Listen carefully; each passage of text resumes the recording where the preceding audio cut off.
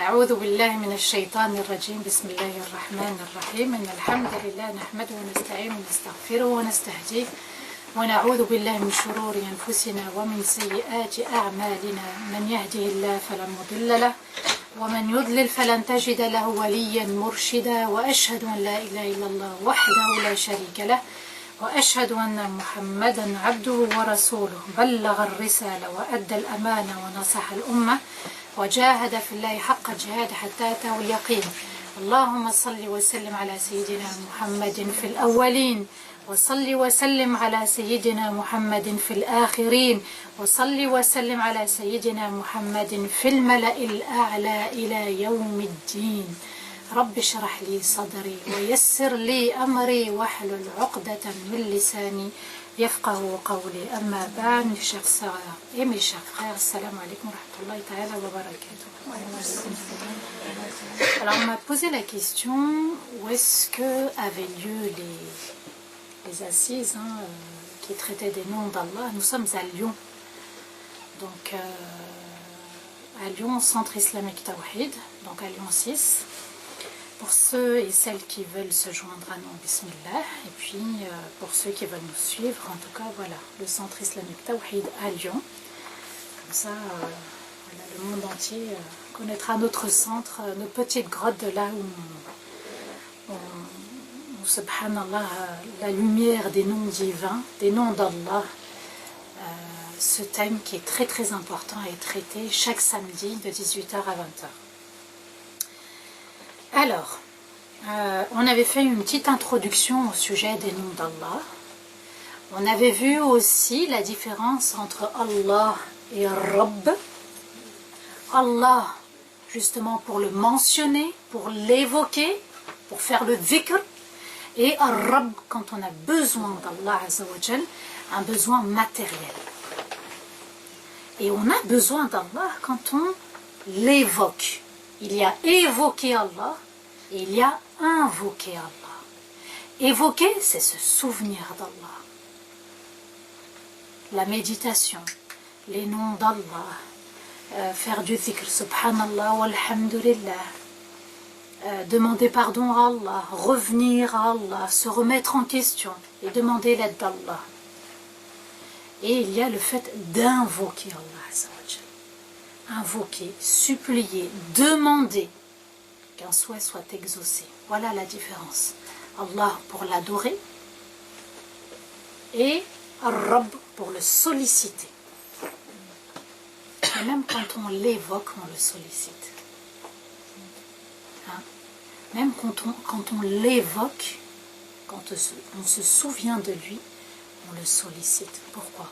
Parce que le cœur a besoin justement de recharger sa batterie, il a besoin de se nourrir et on nourrit un cœur par la lumière et lorsque cette lumière justement elle n'est pas entretenue par le dhikr, elle n'est pas embellie par le dhikr, qu'est-ce qui se passe? Des petites taches noires vont venir s'imprégner, les taches des petits et des grands péchés qui vont venir envelopper ce cœur. D'où l'importance du repentir sincère, de revenir vers Dieu pour enlever justement cette noirceur qui enveloppe le cœur. On ne se dirige pas vers Allah uniquement pour lui demander quelque chose, mais on se dirige vers lui à travers par exemple la prière, la salat. Hein? Iyaka na'budu. Seul toi, ya Allah, nous t'adorons. Donc il y a une adoration qui se fait. Et après cette adoration, avec cette adoration, il y a aussi la demande d'aide. Mais avant tout, nous devons adorer Allah Azzawajal. C'est une pratique qui doit se faire couramment. Il est important de comprendre la notion d'évoquer et d'invoquer. Et subhanallah, dans le terme abada, qui veut dire adorer, vous savez, dans la richesse de la langue arabe, c'est que les mots peuvent changer de place. Abada peut devenir aussi ba'ouda. Si on n'adore pas Allah Azzawajal, on s'éloigne de lui. ça donne un autre sens. L'abada devient ba'ouda et on s'éloigne. Si on ne se souvient pas d'Allah, on s'éloigne d'Allah. Vous voyez, subhanallah, la magie de cette langue arabe. Alors, aujourd'hui, nous allons traiter les deux noms Ar-Rahman, Ar-Rahim. On avait dit que cette assise, on la nommera Hu Allah, il est Allah. Et même cette shadda sur le Allah, on le dit avec fermeté. C'est soit on y croit, soit on n'y croit pas. Soit on est fier, soit on ne l'est pas. On doit être fier de notre Seigneur. On doit être fier, Allah qui veut dire le Dieu. On l'adore en étant fier de lui. Fier qu'il soit notre Seigneur et fier aussi d'être son serviteur. La shadda est importante. Chaque lettre va compter dans Surat al-Fatiha. Même la shadda, vous savez, l'espèce de signe sans le... Hein, voilà. Quand j'avais appris la langue arabe quand j'étais petite, l'enseignante, elle nous disait les petites dents. Les petites dents sur le... Elle l'appelait comme ça, shadda. Allah, hu Allah. Et on avait expliqué que parmi les 6 piliers de la foi, il y avait la foi en Allah. Et dans la foi en Allah, il y a la connaissance de ses noms. Je ne peux pas dire je crois en Allah, je l'adore et je m'arrête là. Adorer, aimer, c'est aussi aller à la connaissance de l'autre. Alors, au sujet des hadiths du prophète, vous savez que on nous a dit qu'il y avait 99 noms. Aucun hadith du prophète ne limite les noms d'Allah à 99. Ça veut dire quoi? Que si on prend le hadith du prophète dans Sahih al-Bukhari, où le prophète Mohammed nous dit Allah possède 99 noms, 100 moins 1. Quiconque les apprend entrera au paradis. Les savants nous expliquent ce hadith que Allah nous a cité 99 noms. Il nous a donné 99 noms. Mais on ne peut jamais dire qu'il n'y a que 99 noms. Il y a sûrement d'autres noms qu'Allah a gardés secrets. Il ne nous a rien dévoilé au sujet des autres noms. Donc on ne peut pas limiter les noms d'Allah. Nous avons la connaissance de 99 noms, mais ça ne signifie pas qu'il n'y en a que 99. Là, on rentre déjà dans la rahmat d'Allah. J'ai 99 noms et il faut les apprendre, il faut les retenir, il faut les méditer, il faut vivre ces noms d'Allah. Alors imaginons, il y en a, je ne sais pas moi, 1000, 2000, 3000. Vous savez, Allah il est capable de toutes choses. Il y en a sûrement d'autres, lesquels Allahu A'lam, c'est tout ce que nous pouvons dire. Allahu A'lam. Mais nous avons le hadith du prophète alayhi salatu wassalam, qui mentionne donc les 99 noms. Et dans un autre hadith, le prophète alayhi salatu wassalam nous dit Allah possède 99 noms, 100 moins 1. Quiconque les apprend, en comprend le sens, entrera au paradis.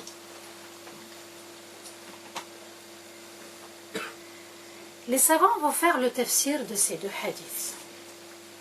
Alors vous voyez que dans le premier hadith, celui qui les apprend, donc les 99 noms, entrera au paradis.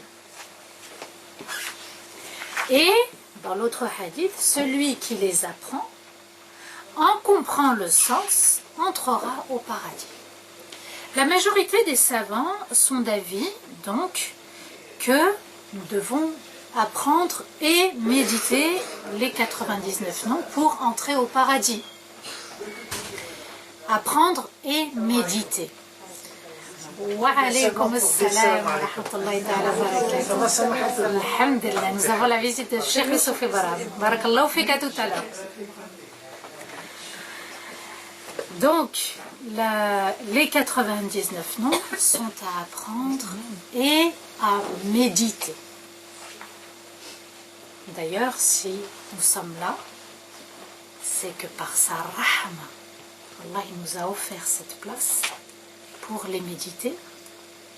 Et aussi, on verra, puisque les savants vont donner un autre avis encore plus complet.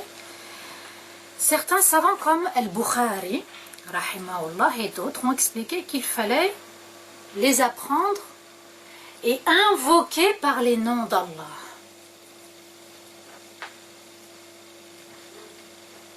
On se plaint, mes doigts ne sont pas exaucés. Là, vous invoquez par la grande puissance d'Allah. 99 noms. Si on les médite, subhanallah, on aura la ferme conviction. Sans aucun doute, les invocations seront exaucées. Et il faut être convaincu. D'autres, quand le hadith du prophète nous dit celui qui justement les comprend, man ahsaha, d'accord, qu'il les dénombre, qu'il les comprend aussi. D'autres pensent qu'il ne suffit pas d'apprendre, mais que la personne doit et les méditer et s'en imprégner. Ça veut dire quoi? Ça veut dire que lorsque la personne dit Ya Rahman, elle est convaincue de la rahma d'Allah. Il n'y a pas de doute dans son cœur. Ah, peut-être que je ne mérite pas, peut-être que... Il n'y a plus de peut-être que, il n'y a plus d'hypothèse. Je suis convaincue. Quand je dis Ya Razzaq, celui qui donne la subsistance, je ne dois pas avoir de doute en disant peut-être qu'il ne me donnera pas. La conviction. La foi, c'est la conviction. Nulle place au doute. Donc, certains disent apprendre et invoquer par les 99 noms, c'est-à-dire que quand on doit invoquer, on invoque par les 99 noms. D'autres pensent que quand on apprend les 99 noms, on doit les méditer, on doit s'en imprégner avec conviction. Et d'autres vont expliquer, d'autres savants, que non seulement il faut les apprendre, mais aussi il faut les comprendre. Il faut invoquer par les noms d'Allah et vivre les noms d'Allah. Invoquer et être convaincu dans l'invocation qu'Allah il est Rahman, qu'Allah il est Alim. Admettons que j'ai une tristesse profonde, admettons que j'ai un problème, un gros souci. Ya l'Alim, Ya Allah, toi qui connais tout.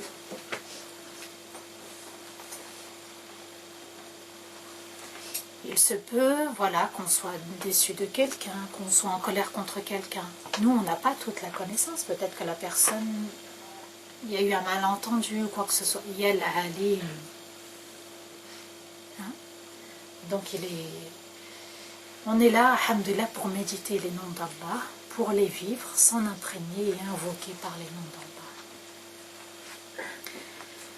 Les noms d'Allah connaissent 3 piliers. Oui, il y a les piliers de l'islam, qui sont au nombre de 5. Les piliers de la foi au nombre de 6. Et les noms d'Allah, les piliers sont au nombre de 3. Premier pilier, c'est croire au nom. C'est-à-dire croire et n'exclure aucun nom. Je ne peux pas me permettre de prendre les 99 noms et de dire ah ben tiens, Razzaq, je l'enlève. Vous voyez ce que je veux dire? 99. Et croire aussi qu'il y a d'autres noms dont on ignore exactement quels sont ces noms. Croire que ces noms ont un sens. C'est important. Je ne peux pas dire Ar-Razzaq sans comprendre et croire que voilà, Ar-Razzaq, Wallah, Ar-Razzaq, il donne sans compter. Et Ar-Razzaq, il sait à qui donner. Imaginons peut-être que moi j'ai besoin, voilà, j'ai besoin qu'Allah me soigne, j'ai besoin qu'Allah me guide. Quelqu'un d'autre, ça sera peut-être qu'Allah guide son enfant. Vous voyez, Allah, il sait ce qui te manque et il viendra te combler ton manque. Ar-Razzaq, oh Allah. Ça a du sens, les noms d'Allah ont du sens. Troisièmement, croire que ces noms, ils ont un effet sur les créatures. Ça veut dire quoi? Ça veut dire que quand je dis Ya Allah, Anta al-Ghafour, toi qui es le grand pardonneur, ça signifie qu'Allah me pardonne et pardonne à ses serviteurs. Je ne peux pas dire Al-Ghafour et en même temps je ne suis pas convaincue qu'il me pardonne. Oui, subhanallah. Voilà les trois piliers des noms d'Allah. On ne peut pas croire et mécroire. On ne peut pas. C'est impossible. C'est ou noir ou blanc. Mais pas entre les deux. Alors, Walillahi al-asma'ul husna. Allah nous dit, et Allah possède al-asma al-husna. Vous savez c'est quoi al-asma al-husna? Ce sont les noms excellents. C'est pas, vous voyez, c'est une différence entre les noms divins. Hein? On n'est plus dans un nom divin. Là, ce sont les noms les plus sublimes, les plus magnifiques. Al-Husna aussi signifie qu'il a dépassé la beauté et l'excellence. Imaginez, hein, subhanallah. Et c'est Allah qui a dit que ces noms étaient excellents. Walillahi al-asma'ul husna, qui a dépassé la beauté et l'excellence. Les noms d'Allah, ce qu'il faut comprendre, c'est qu'ils sont entiers et parfaits. Excellents, beaux, magnifiques, complets, entiers, parfaits. Déjà, ça vous donne un aperçu quand vous allez invoquer. Vous ne pouvez pas dire Ar-Razzaq, mais Ar-Razzaq, il donne aux autres, mais pas à moi. Là, ça enlève le doute, ça le supprime. Il faut être convaincu. Donc Allah possède la beauté excellente et l'excellente beauté. Il possède les noms excellents et l'excellence dans ses noms. La perfection dans ses noms. Là, subhanallah, on a baissé notre garde. Là, on a posé nos bagages. Hein? Là, on a posé le sac à dos qui est lourd. Hein? Là, on se sent léger et légère, subhanallah. Si Allah, il est excellent. On ne peut pas douter de l'excellence. L'excellence, c'est tout l'univers. Hein? L'excellence. L'excellence, c'est notre création. L'excellence, c'est notre présence. L'excellence, c'est notre raison. Imaginez, vous n'avez plus de raison. Hein? On vous enlève un rein, on vous enlève une jambe. Vous voyez, subhanallah. Rahmat Rabbi tous les jours. Allah Azza wa Jal nous dit, dans Surat Al-A'raf, les murailles, verset 156. Réserve-nous, on dit les Juifs, en s'adressant à Allah, réserve-nous un heureux destin en ce monde et en la vie future. Nous revenons à toi plein de repentir. Mon châtiment tombera sur qui je veux et ma miséricorde embrasse toute chose. Je la destine à ceux qui me craignent, qui donnent la zakat et qui croient en nos signes. J'ai pris ce verset parce qu'il est magnifique. Comment on appelle les juifs en arabe? El-Yahoud. Vous savez ce que ça veut dire? Hawada? El-Yahoud. Les juifs ont dit à Allah, nous, hudna ilayk. Hudna. Al-Huda. Inna hudna ilayk. Nous revenons à toi, plein de repentir. Mais c'est vraiment plein de repentir sincère. Vous voyez, subhanallah, quand on dit le Yahoud, hawada, hudna. Inna hudna. Et subhanallah, dans ce terme, il y a la douceur. Comme si on était attiré par la rahmat d'Allah. On était convaincu qu'Allah allait nous pardonner. Inna hudna ilayk.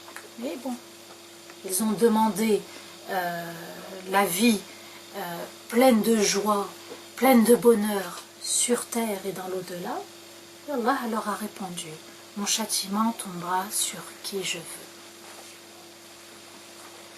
Donc, ce verset, c'est un verset de rahma. Parce qu'Allah, il dit, je châtie qui je veux.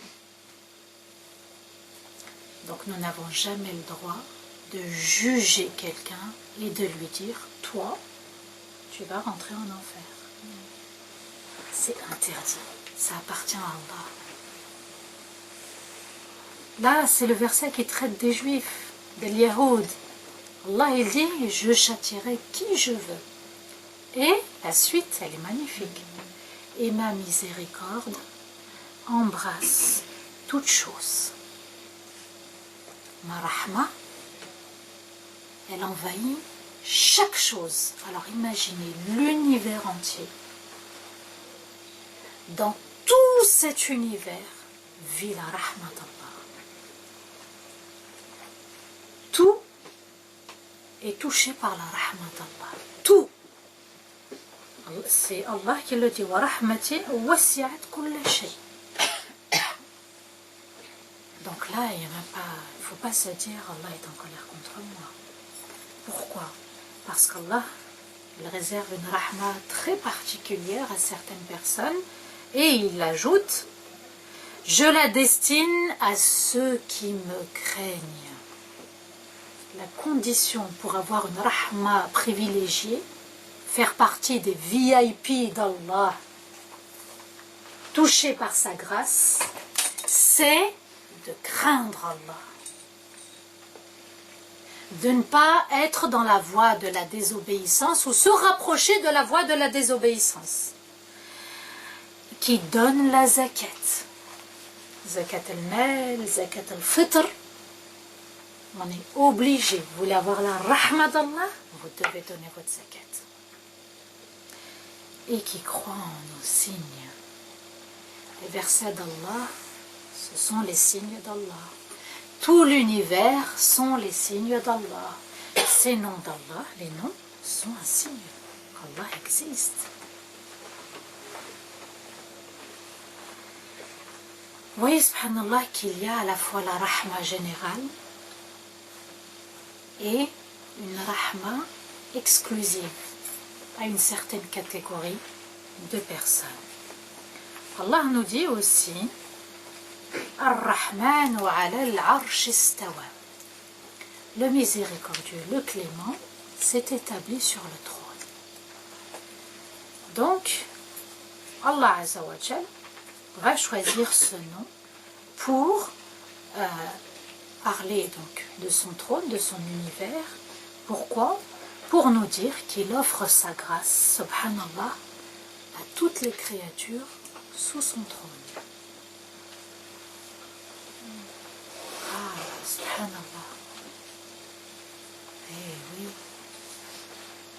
Il n'a pas dit Ar-Rahim, il a dit Ar-Rahman. Ar-Rahman, elle qualifie l'être d'Allah. On ne peut pas avoir de doute. On ne peut pas enlever le sens à ce nom. Il est Rahman. Et on verra, je donnerai une définition de la Rahman. Donc vous voyez que la Rahman, elle s'adresse à toutes les créatures d'Allah. Toutes les créatures. L'eau, les animaux, la végétation, les êtres humains, les vivants, les non-vivants, subhanallah. Tout est touché par la grâce d'Allah. Et Ar-Rahim, comme on l'avait vu dans Surat Al-Fatiha, Allah Azza wa Jal nous dit وَكَانَ بِالْمُؤْمِنِينَ رَحِيمًا. Quand Allah va parler il va mentionner son nom Ar-Rahim, il le mentionne pour une catégorie de personnes bien spécifiques, bien particulières. Allah nous dit dans Surat Al-Ahzab, les coalisés, versets 41 à 43, vous qui avez cru, invoquez souvent le nom d'Allah. Vous êtes convaincus de l'existence d'Allah, invoquez souvent le nom d'Allah. Glorifiez-le matin et soir. Subhanallah, alhamdulillah. Vous savez, prenez la citadelle du musulman, il y a des doigts qu'on fait pour le glorifier. Hein? Sans obtenir quelque chose. Mais on le glorifie. Chaque matin et chaque soir. C'est lui qui prie pour vous, ainsi que ses anges, pour vous faire sortir des ténèbres vers la lumière. Car Dieu est plein de grâce pour les croyants. Plein de grâce, c'est Ar-Rahim. Donc, qu'est-ce qu'on comprend de ces versets?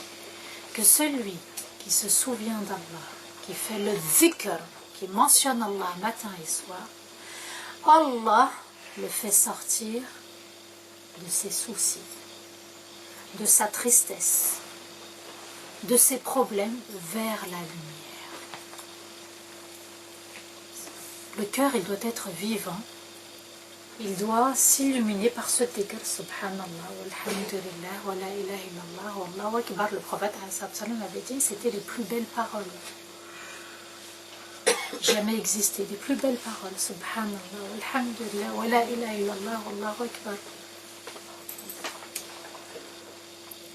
Le prophète nous dit dans un hadith, أطت السماء وحق لها أن تطئ. Le ciel, il est plein à craquer. Et il a le droit de craquer. Vous savez pourquoi? Il va expliquer la présence des anges qui font le dhikr.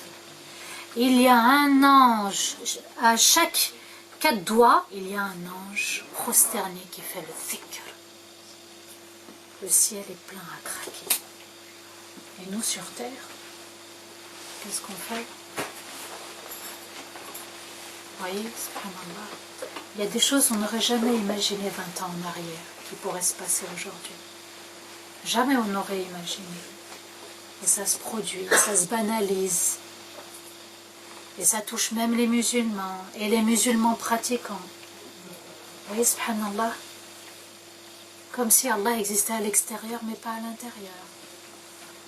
Mais un cœur qui vit avec le dhikr, c'est un cœur qui est loin des erreurs et des péchés. Il est imprégné par la rahmat d'Allah. Donc, Ar-Rahman, c'est Allah dans son être. Il est Rahman. Et Ar-Rahim, Allah, est plein de grâce dans ses actes. C'est-à-dire que quand il donne avec beaucoup de rahma.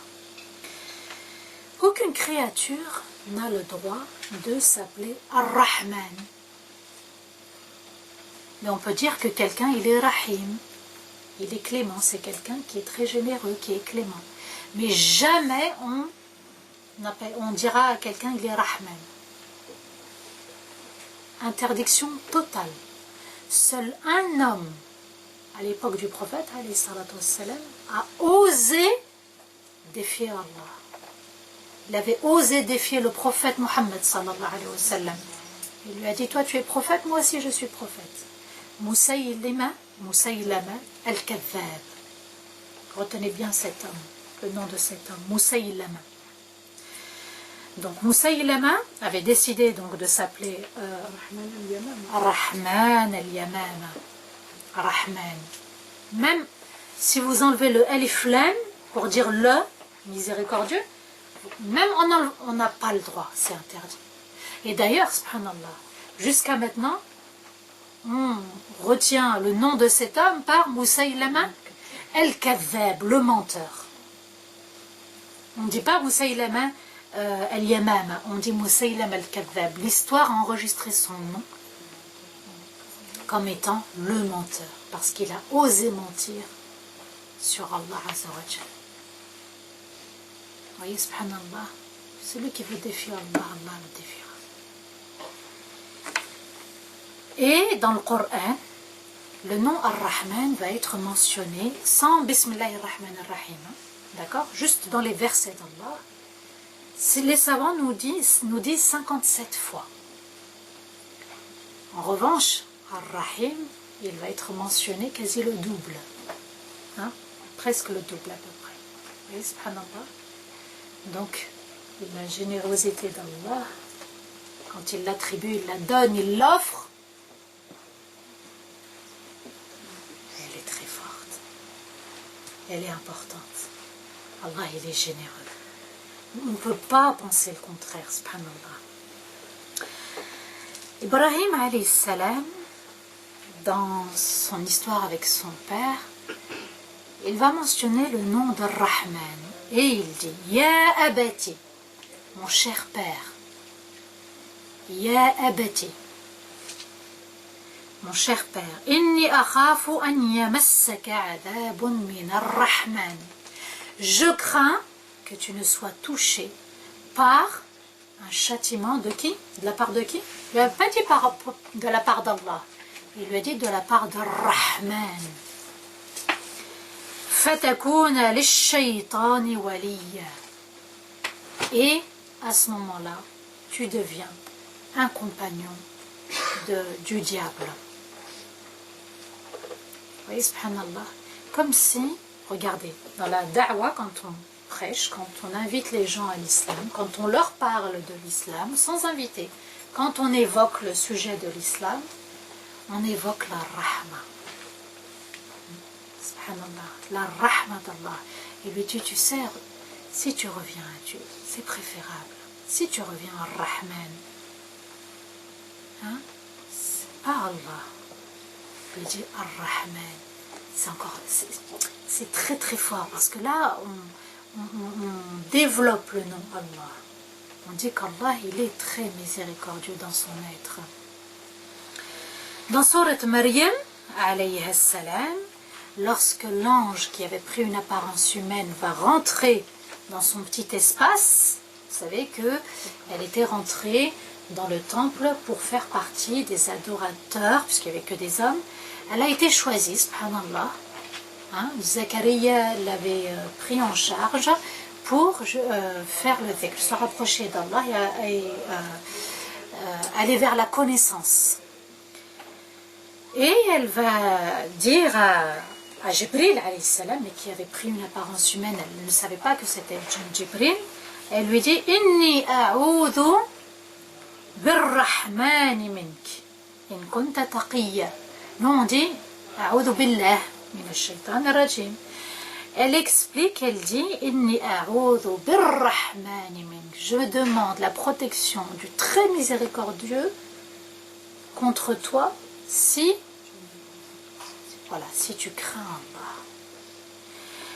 Subhanallah, les savants ils expliquent que si elle a demandé la protection d'Allah le très clément contre la personne qui était rentrée dans son espace, c'est pour qu'il s'éloigne. Et que même s'il ne s'éloigne pas, que la rahma d'Allah l'emporte et le fasse éloigner. Vous voyez? Elle se dit, je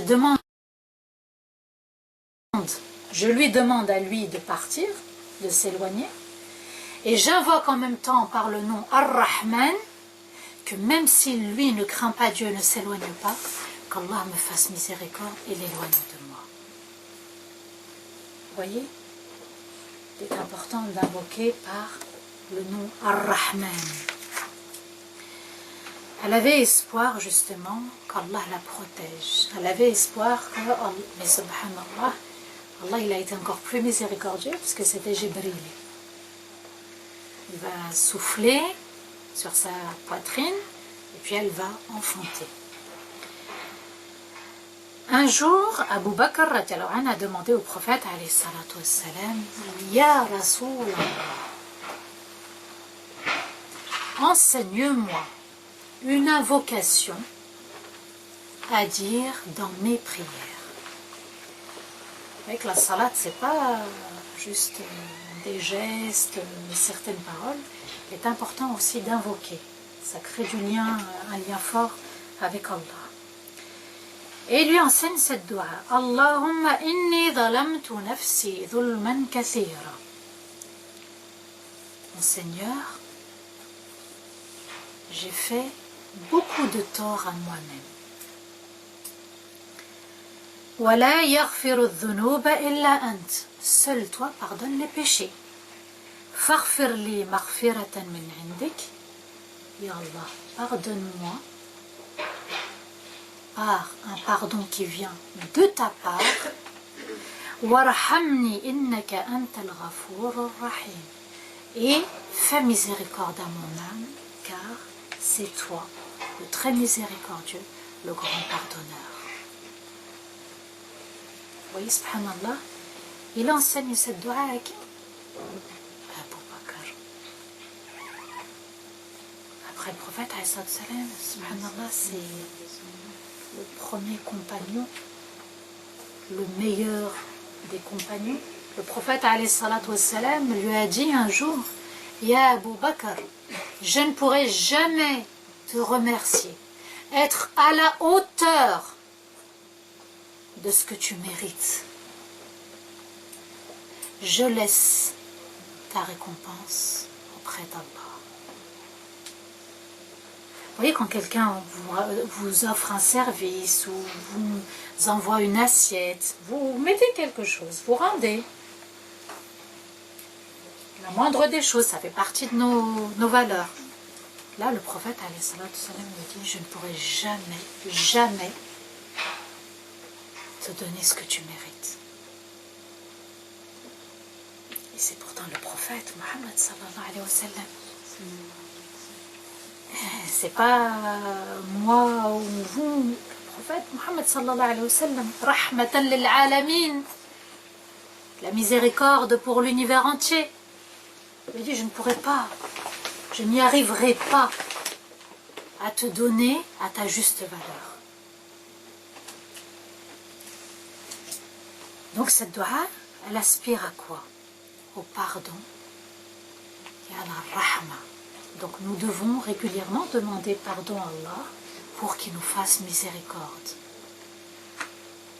Ça c'est important, subhanallah.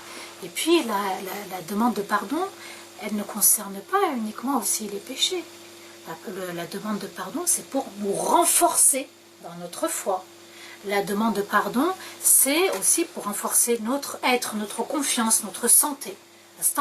Mais c'est aussi pour ressentir une grande humilité vis-à-vis d'Allah, se sentir encore tout petit. Plus on se sent petit vis-à-vis d'Allah quand on le craint à sa juste valeur, moins on pourra commettre des erreurs vis-à-vis des autres, envers soi-même, etc. Donc vous voyez que ces deux noms contiennent la rahma d'Allah. Ils vont de pair.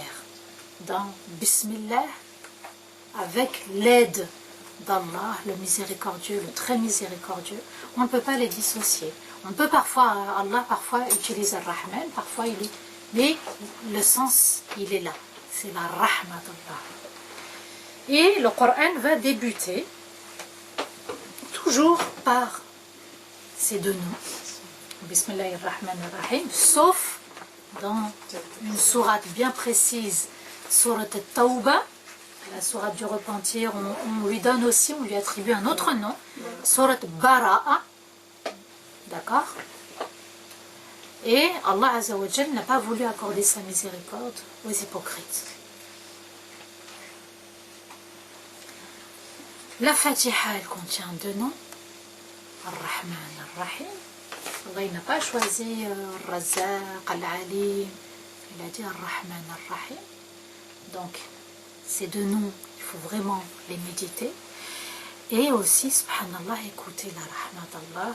D'après Abu Hurayra, le prophète a dit Allah a écrit un livre avant la création de toutes choses. Et dans ce livre, il a écrit ma miséricorde précède ma colère. Et ce livre est auprès d'Allah au-dessus du trône. Ce hadith est rapporté par Bukhari et Muslim et je vais le répéter. Allah a écrit un livre avant la création de toutes choses. Même le trône, même avant la création du trône. Et ce qu'on peut y trouver dans ce livre, c'est ma miséricorde précède ma colère. Et le prophète ajoute, et ce livre est auprès d'Allah, au-dessus du trône.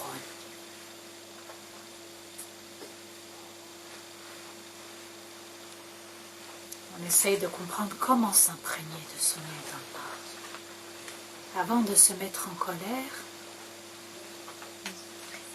essayez peut-être une autre manière pour que l'autre essaye de comprendre. Vous savez, les enfants, je lui ai dit une fois, je lui ai dit 2 fois, je lui ai dit 3 fois, il n'a pas compris. Peut-être qu'il faudra changer notre façon de dire les choses, même entre adultes.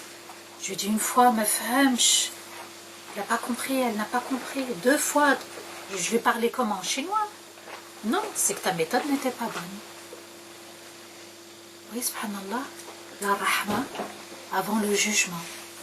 La rahma avant de se mettre en colère. Même la rahma envers nous-mêmes. Comment avoir confiance en soi? Comment avoir une bonne estime de soi-même? Comment ne pas se mettre en colère? Comment être dans la joie sur terre, subhanallah. S'imprégner de cette rahma qui est très très importante. Allah il va mentionner la rahma concernant les parents. Allah il va mentionner la rahma quand il s'agit du couple. Vous voyez? Allah il va mentionner la rahma concernant les prophètes. Leur miséricorde envers leur peuple. 2 prophètes m'ont épaté, subhanallah. C'est Nuh alayhi salam, Zimila. Et qui d'autre? Moussa. 2 prophètes se sont mis en colère. 2.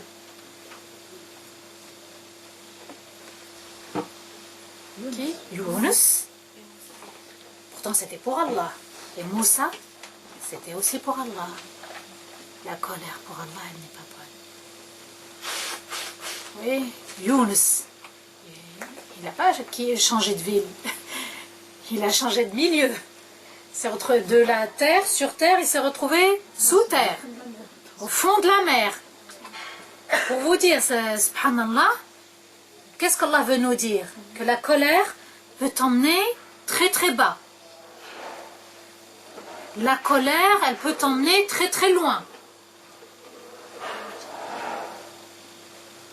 Seul le dhikr de Yunus l'a sauvé. Il a reconnu qu'il avait tort. Et subhanallah, le souci, c'est que parfois on se met en colère et on dit qu'on a raison. On ne reconnaît même pas qu'on a tort. Vous voyez?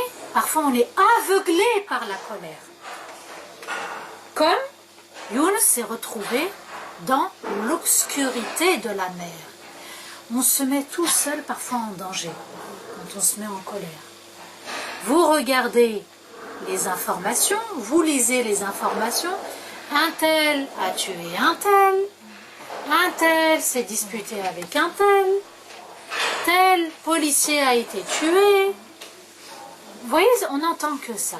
De la colère, mais pour qui tu te prends, etc. Vous voyez? La colère n'est pas bonne. Allah Azza wa Jal nous dit ma miséricorde précède, elle précédera toujours ma colère.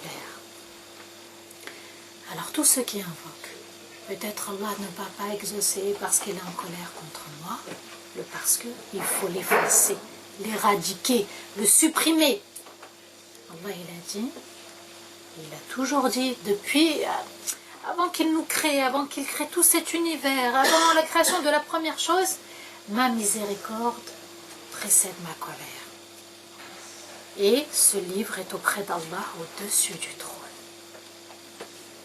Vous voyez, subhanallah, l'importance, il est au-dessus du trône. Ça veut dire que ce principe-là, il est très élevé. Et nous devons aussi nous en imprégner. Donc, Allah, c'est le premier nom. Allah. Ensuite, il y a Ar-Rahman, Ar-Rahim. Ar-Rahman, Ar-Rahim. Ces deux noms n'ont jamais existé dans un autre livre sacré. Ar-Rahman d'Allah, comme ça, subhanallah. Où ces noms sont répétés plusieurs fois. Aucun livre. Une Rahma est répétée. Chaque début de titre, ça commence par la Rahma. Chaque sourate va commencer par la Rahma. Et subhanallah, vous savez quelle est la sourate où il y a le plus de Rahma?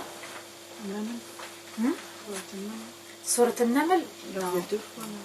C'est une sourate qu'on récite chaque vendredi. Si vous méditez les enseignements, tous les enseignements de cette sourate, celui qui est le Khidr, quand il va faire la brèche, à chaque fois il y a une rahma cachée. Par rahma aux pécheurs, ceux qui travaillaient, vous savez, celui qui a tué, quand le Khidr va tuer l'enfant, par rahma à ses parents. Quand il va reconstruire, alors que subhanallah, les villageois n'ont pas voulu leur offrir de la rahma. Le Khidr s'est montré miséricordieux et il va élever donc le mur, il va le reprendre, le reconstruire. Et en dessous, il y avait une rahma pour des orphelins. Vous voyez, subhanallah. La rahma d'Allah, quand elle va protéger les jeunes, ils ont cru, Allah les a protégés. 300 ans, plus de 300 ans. Vous voyez, quand on revient à cette sourate, on se dit, il y a la rahma. Et le prophète nous dit quoi? Si vous la lisez d'un vendredi à un autre, Allah vous offre sa lumière d'un vendredi à un autre, du vendredi à l'autre. Qu'est-ce qu'on demande? Qu'est-ce qu'on demande de plus? Que signifie la rahma? J'aurais peut-être dû commencer par là, mais j'ai voulu, subhanallah, insister sur le nom d'Allah. La rahma, c'est donner plus. C'est faire une faveur à quelqu'un. Même si celui qui reçoit ne mérite pas plus. Oui, subhanallah, c'est donner plus, même si la personne ne mérite pas plus. Et ce sont les manifestations aussi d'Ar-Rahman pour justement sa créature, pour répondre à ses intérêts, les intérêts de la personne en question. Allah, il donne une rahma à chacun de ses serviteurs, à chacune de ses créatures, et il sait ce dont elle a besoin. Vous voyez, subhanallah, nous on va demander pardon à Allah, mais Allah il pardonnera peut-être tout, et sûrement si on y croit fermement à ce nom Ar-Rahman Ar-Rahim. La rahma d'Allah, elle est dans tout l'univers. On ne pourra jamais l'expliquer. La rahma, quand on demande Ya Allah, Ya Rahman pour la maladie, peut-être qu'Allah il nous donnera la santé toute la vie. La rahma, on la demande aussi pour nos morts. La rahma, on la demande pour ceux qui vivent les injustices. Qu'Allah, justement, par exemple les parents, Ya Allah, pardonne à mon père, pardonne à ma mère. Fais miséricorde, c'est-à-dire, non seulement tu effaces, mais tu lui accordes aussi une grande place tu l'élèves, c'est ça la rahma. Et la plus belle dua qu'on puisse dire à quelqu'un, Allah yarham waldik. C'est une très belle dua. Vous voulez remercier quelqu'un? C'est ce qu'on dit chez nous. Voilà. Qu'Allah fasse miséricorde à tes parents. Qu'ils soient morts ou vivants. Hein.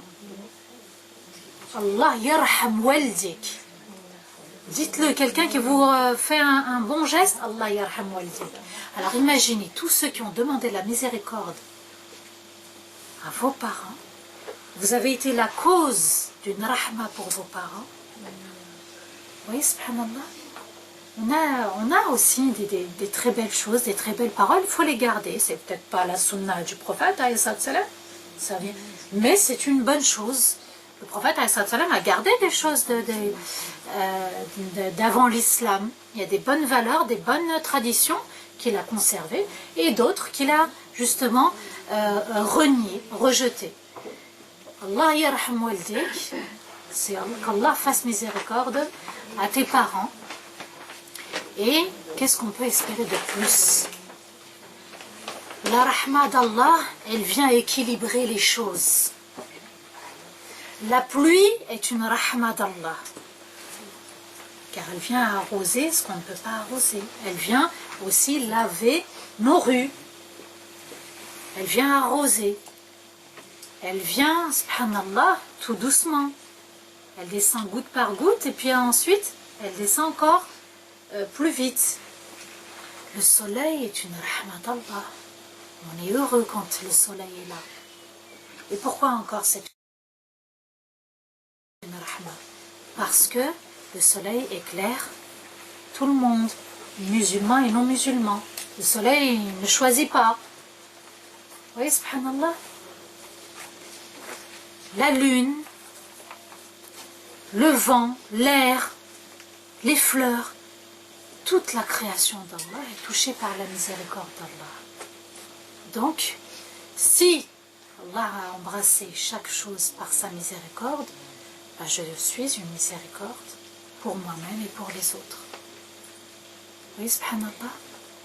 Et la plus grande des miséricordes, c'est celle du prophète Mohammed sallallahu alayhi wa sallam. Et il est important de faire la prière sur le prophète alayhi salatu wa sallam. Allahumma salli wa sallim ala sayyidina Muhammadin wa ala alihi wa sahbihi wa sallim. Qu'Allah, justement, fasse descendre sa miséricorde sur nous. Qu'Allah ne nous prive pas de sa miséricorde dans l'au-delà. Il faut toujours espérer. Et vous savez, subhanallah, le prophète alayhi salatu wa sallam a dit innama al-a'malu bin-niyyat wa innama likulli imri'in ma nawa. Le prophète alayhi salatu wa sallam nous enseigne, c'est vraiment un très bon hadith qu'il faut toujours garder en tête. Les actes ne valent que par leur intention. Si vous êtes dans le positif, vous n'aurez que des belles choses dans la vie. Et il faut y croire.